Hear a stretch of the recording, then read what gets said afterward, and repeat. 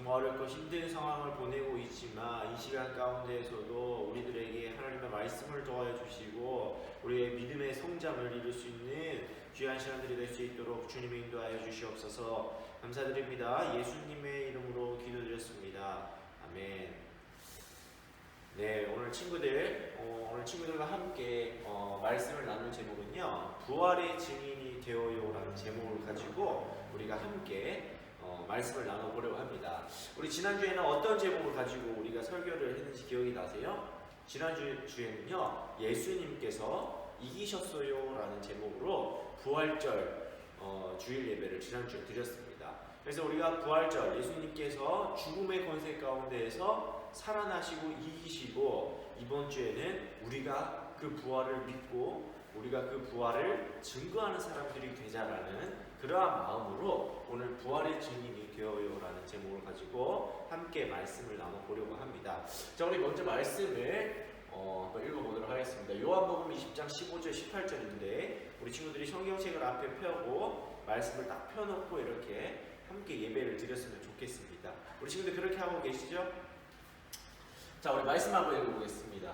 자, 15절부터 18절까지 전도사님이 한번 읽어보도록 하겠습니다. 예수께서 이르시되 여자여 어찌하여 울며 누구를 찾느냐 하시니 마리아는 그가 동산지기인 줄 알고 이르되 주여 당신이 옮겼거든 어디 두었는지 내게 이르소서 그리하면 내가 가져가리이다. 예수께서 마리아에 하시거늘 마리아가 돌이켜 히브리 말로 라보니 하니 이는 선생님이라 말이라. 예수께서 이르시되 나를 붙들지 말라. 내가 아직 아버지께로 올라가지 아니하였노라. 너는 내 형제들에게 가서 이르되 내가 내 아버지 곧 너희 아버지 내 하나님 곧 너희 하나님께로 올라간다 하라 하시니 막달라 마리아가 가서 제자들에게 내가 주를 보았다 하고 또 주께서 자기에게 이렇게 말씀하셨다 이르니라. 아멘. 자, 우리 친구들 혹시 우리가 길을 가다가요 넘어지게 되었어요. 자, 넘어지면 어떻게 돼요? 우리 몸에 상처가 납니다. 근데 이것이 상처가 났던 그 부위가요 시간이 지나면 어떻게 돼요? 시간이 지나면 그 상처난 부위가 이제 낫게 되는 거죠. 이렇게 시간이 지나면 이렇게 낫게 되는 것을요 우리는 기적이라고 말할 수 있을까요? 자, 우리 또 하나 한번 살펴보면요, 우리 친구들 씨앗을 심었는데요, 시간이 지나면 어떻게 돼요? 햇빛을 받고 물도 주면 그곳에서 이제 싹이 이렇게 트게 되는 거예요. 이런 것도 어떻게 보면 기적이라고 할 수가 있을까요? 자, 우리 친구들 기적이라 하면요, 기적의 낱말의 뜻은 어떤 것이 있을까요? 설명할 수 없는 어떤 현상을 보고 우리가 기적이라고 말을 하는 거예요. 자, 상식적으로 생각할 수 없고 이성적으로 기이하고 신기한 일들을 우리가 기적이라고 말하는 거예요. 자, 우리 또 다른 말로 어떤 말이 있을까요?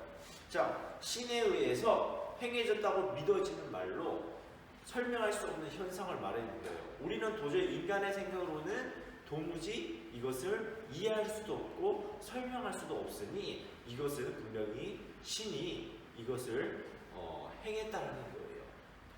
신만이 이것을 행했다고 해서 이것은 기적이라고 말하는 거예요. 자, 우리 친구들 보면요, 우리가 보는 성경에도 보면요 기적의 일들이 굉장히 많이 일어나고 있어요. 예를 들어서 죽었다가 다시 살아난 사람들의 이야기가 성경에 종종 등장하고 합니다. 예를 들어서 나인성 과부의 아들이나 그리고 나사로나 그리고 회당장 야이로의 딸, 이렇게 이 세 명의 이 성경의 인물들이요 죽었다가 예수님께서 다시 살려주신 그러한 기적의 사건들에 나오는 사람들인 거예요. 자, 우리 그렇다면요 예수님의 부활은 어떨까요? 과연 이것은 기적일까요? 자, 우리 친구들 예수님께서 십자가 죽음과 다시 살아나실 때는요 기적의 그 이상의 의미가 있는 거예요. 예수님의 십자가의 죽음과 그리고 3일 만에 부활하신 그 사건, 그것은 기적 그 이상의 의미가 있다는 거예요. 자, 우리 예수님께서요 태어나시기도 전에, 이미 내가 태어나기도 전에 나를 예고한 사람이 있다는 거예요. 예수님께서 태어나시기 전에 이미 예수님의 태어남을 예고한 사람, 예언한 사람이 있다는 거예요. 무려 700년 전에요 이사야 선지자가 예수님의 탄생을 예고했습니다. 자, 그리고 예수님께서요, 예루살렘에서 입성하실 때 호산나라고 많은 사람들의 환호 속에서 그리고 나귀를 타고 오실 것을 미리 예고한 사람도 있었던 거예요. 바로 스가랴 선지자였어요. 예수님께서는요, 이렇듯 예수님의 이미 태어나기도 전부터 이미 예수님께서 어떻게 오실지 그리고 언제 탄생하실지 이런 것들을 구체적으로 전부 다 예고가 된 거예요. 그리고는 또 예수님께서 3년간 제자들과 함께 사역하시면서 제자들에게 내가 이 땅에 왜 왔는지 그리고 이 땅 가운데 내가 어떻게 죽는지 그리고 내가 어떻게 살아나는지에 대해서 구체적으로 제자들에게 알려주신 거예요. 자, 예수님께서 사역하실 때는요, 굉장히 많은 사람들이 예수님을 따라다녔어요. 왜냐고요? 예수님은 많은 사람들을 살리기도 했어요. 그리고 예수님은 굶주린 자와 가난한 자, 헐벗은 자들에게 다가가기 때문에 그들에게 자유를 선포하고 그들에게 복음을 전했기 때문에 많은 사람들에게 인기가 굉장히 많았습니다. 그런데요, 예수님께서 어떻게 되십니까? 예수님께서요, 예수님이 싫어하고 미워하는 그 대제사장 유대인들 중에서 하나님과 사람 사이를 연결시켜주는 그 대제사장들이 예수님을 굉장히 미워했어요. 어떤 것 때문에 미워했냐면 예수님이 유대인의 왕이라고 이야기했기 때문에 예수님께서 내가 이 하나님의 아들이라고 말했고 유대인의 왕이기 때문에 대제사장들은 예수님을 굉장히 싫어했어요. 싫어하기만 했어요? 아니, 예수님을 죽이고 싶어 했어요. 그런데 이전에도 이야기했듯이 유대인들은 예수님을 죽일 권한이 없었던 거예요. 왜냐고요? 유대인은 이스라엘은요, 로마의 지배 가운데 받고 있었기 때문에. 그래서 한 사람의 목숨은요, 로마에게 달린 거예요. 그래서 대제사장들은요, 사내들인 공회에서 재판을 받고 그 다음에 로마의 총독인 빌라도에게, 본디오 빌라도에게 예수님을 재판받게 합니다. 그래서 그의 죄목은 뭐냐면 바로 자신이 유대인의 왕이다라는 거예요. 하나님의 아들이라는 그러한 죄목을 가지고 본디오 빌라도 앞에 예수님을 데려갔던 겁니다. 자, 그때에 많은 사람들이 예수님은 굉장히 인기가 많았다고 했어요. 예수님을 많은 사람들이 따라다녔어요. 제자들도 따라다녔어요. 근데 예수님께서 본디오 빌라도에게 십자가 처형을 받으시고 그렇게 되셨을 때에 많은 사람들이 함께 있었을까요? 아니요. 예수님을 믿는다라는 그 많은 사람들, 예수님을 쫓아다니던 그 사람들이요, 뿔뿔이 흩어지기 시작한 거예요. 왜냐고요?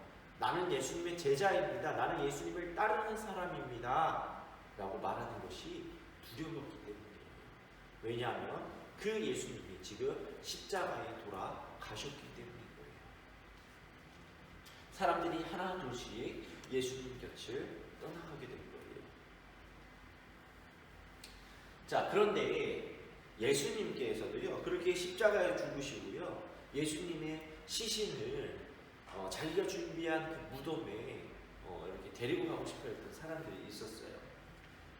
그래서 어떤 사람이었냐면요, 사내들인 공회원이었지만 예수님을 굉장히 사랑했던 아라마대 사람 요셉이라는 사람이요, 자기가 준비한 그 무덤에 예수님의 시신을 그곳에 옮겨두고 싶어 했던 거예요. 그래서 이 아리마대 사람 요셉은요, 빌라도 총독에게 예수님의 시신을 옮기는 것에 대해서 허락을 받고 나서 그 예수님의 시신을 자기가 준비한 그 무덤에다가 옮겨 놓았어요. 자, 그리고 또 어떤 사람이 있었냐면요, 유대 관원 니고데모라는 사람이 있었어요. 이 사람은 예수님의 시신 가운데에 귀한 향품과 그리고 세마포로 예수님의 시신을 이렇게 싸서 넣으려고 했던 사람인 거예요. 귀한 향품과 세마포는요, 그 당시에 굉장히 부유한 사람들만 할 수 있었던 그런 장례 절차였던 거예요. 그만큼이나 그 사람이 돈이 많다라는 것이 아니라 그 사람이 준비할 수 있는 최선을 다해서 예수님의 장례를 준비하고 싶어 했던 거예요. 자, 그렇게 하루가 지나고 이틀이 지나고 사흘이 지났습니다. 3일이 지났습니다.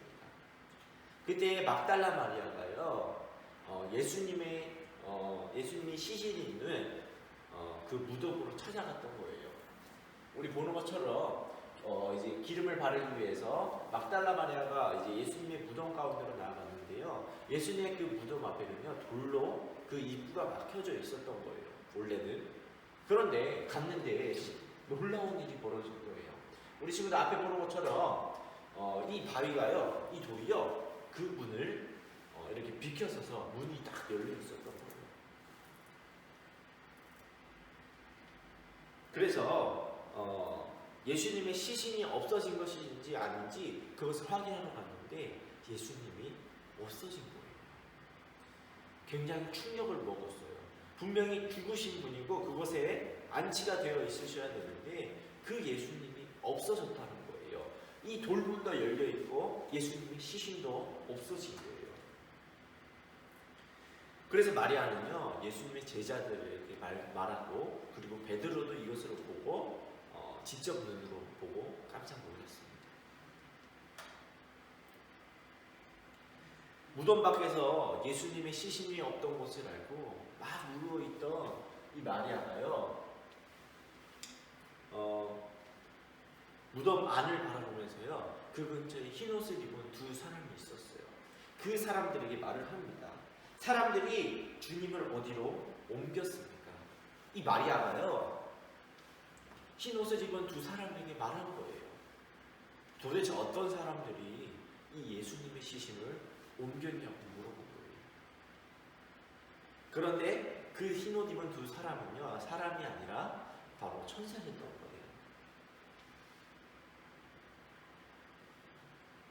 자, 예수님은요, 그곳에 계셨어요. 마리아 뒤편에 계셨어요. 울고 있는 막달라 마리아의 뒤에 계셨고요. 그 마리아에게 말씀하십니다. 마리아. 예수님이 마리아를 부르신 거예요. 예수님은요, 마리아에게 또 말씀하십니다. 우리 앞에 볼까요?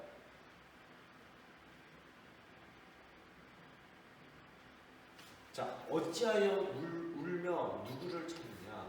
주님을 옮겼는지 알려주세요. 아까 말했던 거고요. 자, 이렇게 얘기합니다. 자, 예수님께서 말씀하세요. 마리아에게. 내가 아직 아버지께 올라가지 않았다. 내가 하나님께 올라가지 않았다. 나는 지금 여기에 너와 함께 있다라는 거예요.